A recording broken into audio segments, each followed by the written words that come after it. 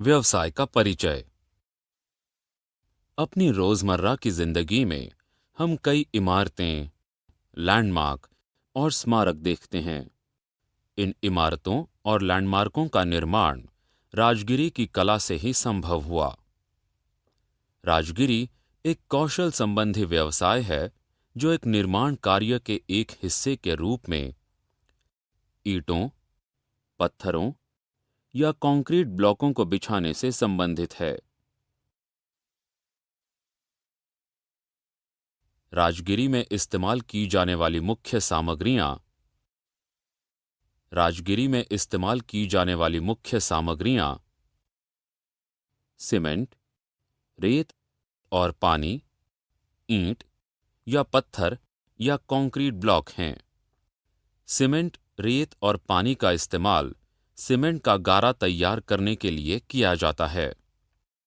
Cement का गारा राजगिरी में इस्तेमाल की जाने वाली एक ऐसी सामग्री है जो ईंट या पत्थर या कंक्रीट ब्लॉकों को बांधकर रखती है। राजगिरी के मुख्य प्रकार। इस्तेमाल की जाने वाली सामग्रियों के आधार पर राजगिरी के 3 मुख्य प्रकार हैं जो निम्नलिखित हैं: ईंट की राजगिरी, पत्थर की राजगिरी और कंक्रीट ब्लॉक की राजगिरी। ईंट की राजगिरी। ईंट की राजगिरी का मतलब एक ऐसी राजगिरी है जिसमें ईंटों का इस्तेमाल किया जाता है। ईंट की राजगिरी में ईंटों की प्रत्येक पंक्ति को एक कोर्स कहा जाता है। एक कोर्स में ईंटों को उनकी लंबाई में बिछाई गई ईंटों को स्ट्रेचर कहा जाता है। एक कोर्स में ईंटों को उनकी चौड़ाई में बिछाई गई ईंटों को हेडर कहा जाता है। इंग्लिश बॉन्ड, फ्लेमिश बॉन्ड और स्ट्रेचर बॉन्ड ईंट की राजगिरी में स्ट्रेचर्स और हेडर्स का निर्माण करने, सजाने की मानक पद्धतियां हैं।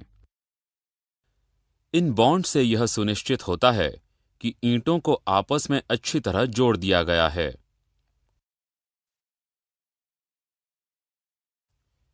पत्थर की राजगिरी। पत्थर की राजगिरी एक ऐसी राजगिरी है जिसमें पत्थरों का इस्तेमाल किया जाता है। पत्थरों का इस्तेमाल करके बिछाए जाने वाले कोर्सों यथासंभव हेडर स्ट्रेचर नियमों का पालन किया जाता है। निश्चित आकार में कटे पत्थरों की राजगिरी को एशलर राजगिरी के नाम से जाना जाता है। प्राकृतिक आकार वाले पत्थरों की राजगिरी को रबल राजगिरी के नाम से जाना जाता है। नदी चट्टानों का इस्तेमाल करके की जाने वाली पत्थर की राजगिरी का इस्तेमाल मुख्य रूप से एक वीनियर के रूप में किया जाता है, अर्थात सजावट के लिए। यह निर्माण के लिए उपयुक्त नहीं है। कंक्रीट ब्लॉक की राजगिरी। कंक्रीट ब्लॉक की राजगिरी में सीमेंट के कंक्रीट ब्लॉकों का इस्तेमाल किया जाता है।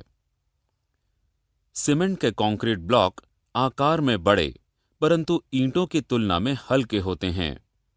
इसके अलावा वे भवन निर्माण की लागत, खास तौर पर बड़े पैमाने पर होने वाले भवन निर्माण की लागत भी कम कर देते हैं। यही वजह है कि आधुनिक भवन निर्माण में ईंटों के स्थान पर इन्हें प्राथमिकता दी जाती है।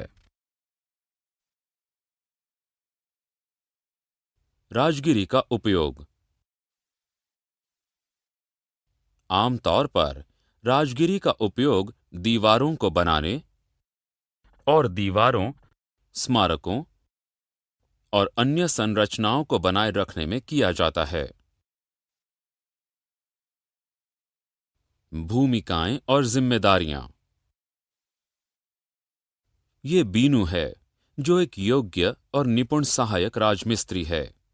आइए उसकी भूमिका और जिम्मेदारियों को ध्यान से देखें। सबसे पहले बीनू नक्शों को पढ़ता है और ये समझने की कोशिश करता है कि नक्शे में बताए गए निर्माण कार्य को कैसे पूरा किया जाए।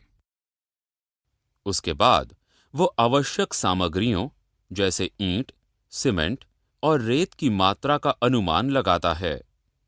उसके बाद वह चयनित सामग्रियों की गुणवत्ता की जांच करता है।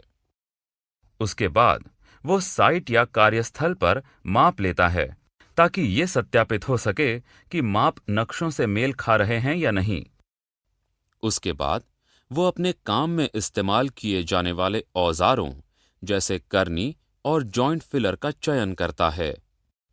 उसके बाद वो उचित व्यक्तिगत सुरक्षा उपकरण जैसे हेलमेट और दस्ताने पहनता है। उसके बाद वह राजगिरी के लिए आवश्यक गारा तैयार करता है। उसके बाद बिनू दीवार बनाना शुरू करता है और इस प्रकार दिन का काम पूरा करता है।